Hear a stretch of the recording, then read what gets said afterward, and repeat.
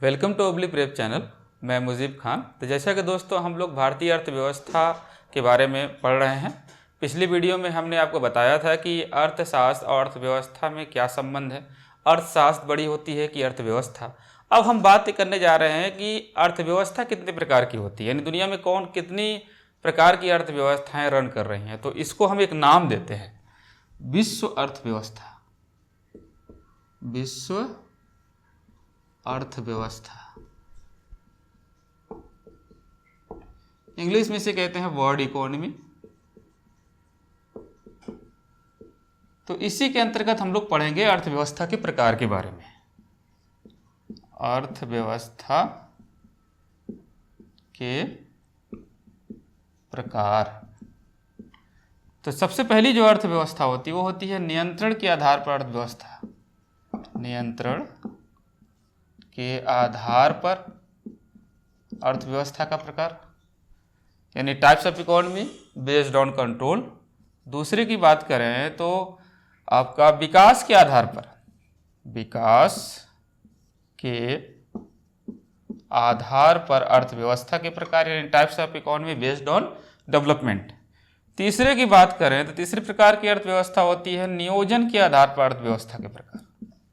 नियोजन के आधार पर अर्थव्यवस्था के प्रकार, यानी types of economy based on planning. चौथे की बात करें तो उसे कहते हैं क्षेत्रक के आधार पर। क्षेत्रक के आधार पर अर्थव्यवस्था के प्रकार, यानी types of economy based on sector.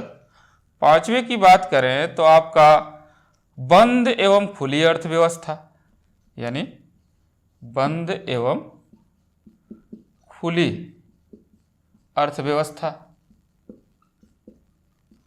इसे इंग्लिश में कहते हैं क्लोज्ड और ओपन इकोनॉमी। तो वहीं पर छठी की बात करें तो वो परस्पर निर्भर एवं आत्मनिर्भर अर्थव्यवस्था। आत्मनिर्भर अर्थव्यवस्था। तो यहां पर आप देखते हैं कि 6 प्रकार की अर्थव्यवस्थाएं पूरी दुनिया में रन करती है। तो एक एक करके हम चर्चा करेंगे। सबसे पहले हम लोग बात करेंगे कि नियंत्रण के आधार पर अर्थव्यवस्था के प्रकार का मतलब क्या है। तो चलिए इस पर चर्चा करते हैं। Types of economy based on control. तो नियंत्रण के आधार पर अर्थव्यवस्था के प्रकार की अगर हम बात करें तो सबसे पहली अर्थव्यवस्था होती है वो है पूंजीवादी अर्थव्यवस्था। पूंजीवादी अर्थव्यवस्था, इसे इंग्लिश में कहते हैं आपका कैपिटलिस्ट इकोनॉमी। Capitalist economy. तो वहीं पर दूसरी जो अर्थव्यवस्था होती है उसे कहते हैं राज्य अर्थव्यवस्था। राज्य अर्थव्यवस्था, इंग्लिश में इसे कहते हैं स्टेट इकोनॉमी। ये भी कई प्रकार, यानी 2 प्रकार की होती है, जिसमें पहला का आप मान लेते हैं समाजवादी अर्थव्यवस्था। समाजवादी अर्थव्यवस्था,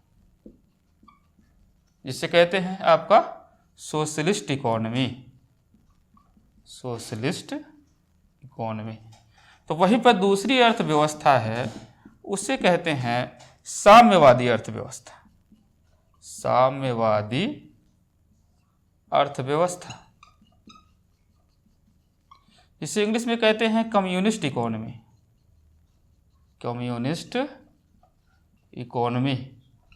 तो वहीं पर पूंजीवादी अर्थव्यवस्था और समाजवादी अर्थव्यवस्था को मिला दिया जाए तो एक नई अर्थव्यवस्था उभर के आती है, उसे कहते हैं मिश्रित अर्थव्यवस्था। मिश्रित अर्थव्यवस्था, इसे इंग्लिश में कहते हैं मिक्स्ड इकोनॉमी। तो यहां पर आप समझते हैं कि नियंत्रण के आधार पर अर्थव्यवस्था के प्रकार का मतलब होता है कि अर्थव्यवस्था को चलाएगा कौन। देखा जाए अर्थव्यवस्था पर 2 तरह का कंट्रोल होता है। एक होता है राज्य का, तो वहीं पर दूसरा होता है बाजार का, यानी मार्केट का। तो राज्य से तात्पर्य यहाँ सरकार से है, तो वहीं बाजार से तात्पर्य यहाँ पर देखा जाए तो निजी क्षेत्र से है। तो अर्थव्यवस्था पर किसका नियंत्रण होगा? सरकार का नियंत्रण होगा अर्थात राज्य का नियंत्रण होगा, या बाजार अर्थात प्राइवेट सेक्टर का नियंत्रण होगा। तो इसी के आधार पर अर्थव्यवस्था जो दुनिया में देखा जाए, वर्ल्ड इकोनॉमी के अंतर्गत देखा जाए तो पूंजीवादी अर्थव्यवस्था, राज्य अर्थव्यवस्था में समाजवादी अर्थव्यवस्था, साम्यवादी अर्थव्यवस्था और मिश्रित अर्थव्यवस्थाएं दिखाई देती हैं। तो अगर हम बात करें पूंजीवादी अर्थव्यवस्था की, तो पूंजीवादी अर्थव्यवस्था में जो अर्थव्यवस्था पर कंट्रोल होता है वो बाजार का होता है अर्थात निजी क्षेत्र का होता है। तो वहीं पर राज्य अर्थव्यवस्था से आप तात्पर्य समझते हैं कि यहाँ पर कहीं ना कहीं जो अर्थव्यवस्था पर कंट्रोलिंग पावर रखेगी या तो सरकार रखेगी अर्थात राज्य का नियंत्रण होगा। तो ये दो प्रकार की अर्थव्यवस्था व्यवहारिक रूप में लागू होती दिखाई देती है। एक समाजवादी अर्थव्यवस्था है, तो वहीं पर दूसरी अर्थव्यवस्था है साम्यवादी अर्थव्यवस्था। तो राज्य अर्थव्यवस्था के बारे में हम नेक्स्ट लेक्चर में बात करेंगे। फिलहाल आज हम लोग बात करते हैं कि पूंजीवादी अर्थव्यवस्था होती क्या है, इसके जनक कौन है और ये सबसे पहले कहाँ लागू की गई और इसके क्या क्या कैरेक्टर है। तो चलिए इसकी चर्चा करते हैं, पूंजीवादी अर्थव्यवस्था की। तो पूंजीवादी अर्थव्यवस्था की बात कहा जाए तो कहा जाता है कि ऐसी अर्थव्यवस्था जिसमें वस्तु एवं सेवाओं का उत्पादन निजी क्षेत्र के द्वारा किया जाए एवं इनके दाम का निर्धारण बाजार द्वारा अर्थात मांग एवं आपूर्ति के सिद्धांत के द्वारा किया जाए, अर्थव्यवस्था पर लगभग निजी क्षेत्र का पूर्ण नियंत्रण हो, सरकार का नियंत्रण सीमित हो, तो वहीं पर यह अर्थव्यवस्था खुली अर्थव्यवस्था को बढ़ावा देती हो और हस्तक्षेप की नीति पर कार्य करती हो, पूंजीवादी अर्थव्यवस्था कहलाती है। तो पूंजीवादी अर्थव्यवस्था में कौन कौन से कैरेक्टर अगर हम बात करें तो सबसे पहला कैरेक्टर हो गया यह अर्थव्यवस्था व्यक्तिवादी विचारधारा को बढ़ावा देती है। व्यक्तिवादी विचारधारा को बढ़ावा देती है। तो वहीं देखा जाए तो यह अर्थव्यवस्था देखा जाए सर्वाइवल ऑफ द फिटेस्ट यानी उत्तरजीविता के सिद्धांत पर भी कार्य करती है। तो वहीं पर इस अर्थव्यवस्था में जो वस्तु एवं सेवाओं का उत्पादन किया जाता है वो निजी क्षेत्र के द्वारा किया जाता है। इनके दाम का निर्धारण जो किया जाता है वस्तु एवं सेवाओं का वो मांग एवं आपूर्ति के सिद्धांत के द्वारा किया जाता है। तो वहीं पर यह अर्थव्यवस्था जो है बाजार तंत्र द्वारा संचालित होती है। बाजार तंत्र द्वारा संचालित होती है। इस अर्थव्यवस्था में अन्य कैरेक्टर की बात करें तो यह अर्थव्यवस्था रखो और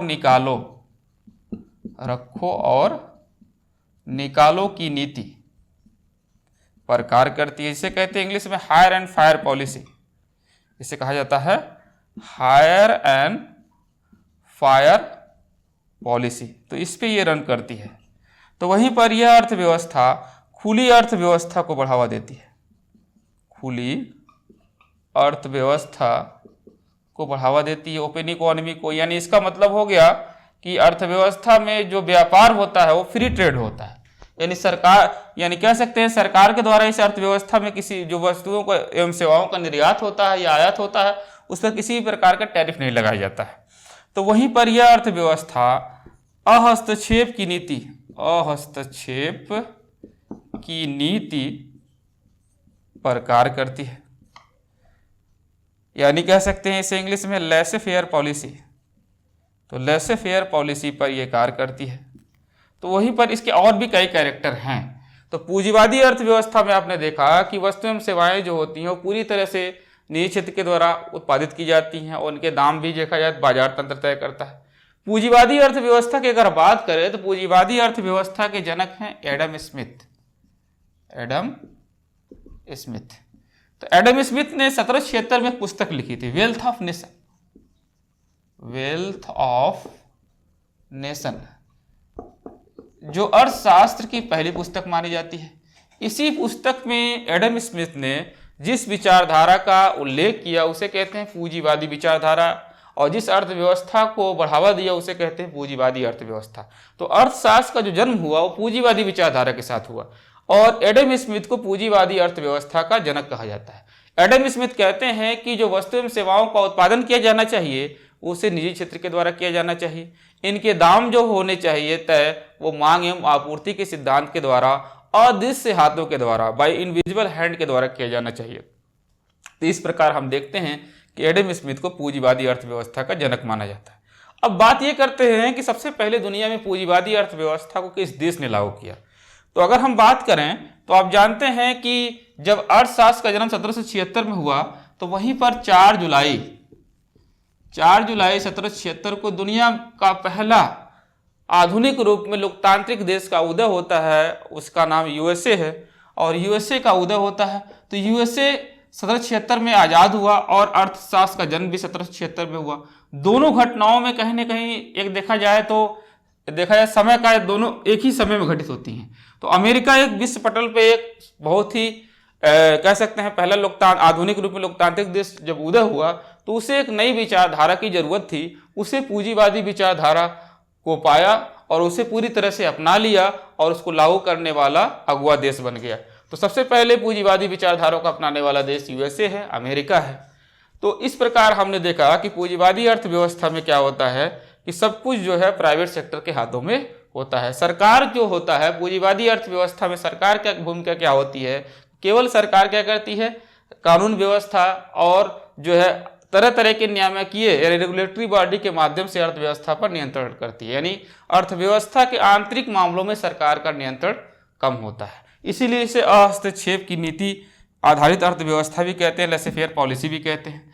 अगर हम बात करें हायर एंड फायर पॉलिसी की बात करें तो हमने आपको एक बात बताया है कि जो पूंजीवादी अर्थव्यवस्था है ये सर्वाइवल ऑफ द फिटेस्ट पे काम करती है। यानी उत्तरजीविता का सिद्धांत यहाँ लागू होता है। यानी दिन पर दिन आपको बेहतर परफॉर्मेंस की जरूरत होती है। तो अगर आप अच्छा परफॉर्मेंस करेंगे तभी आपको रखा जाएगा, लेकिन जहां आपका थोड़ा सा भी खराब प्रदर्शन हुआ आपको बैक टू पवेलियन कर दिया जाएगा। तो वहीं पर आप जानते हैं कि अमेरिकी राष्ट्रपति डोनाल्ड ट्रंप अमेरिका के राष्ट्रपति बनने के बाद से उन्होंने एक नारा दिया है, हायर अमेरिका फायर अमेरिका।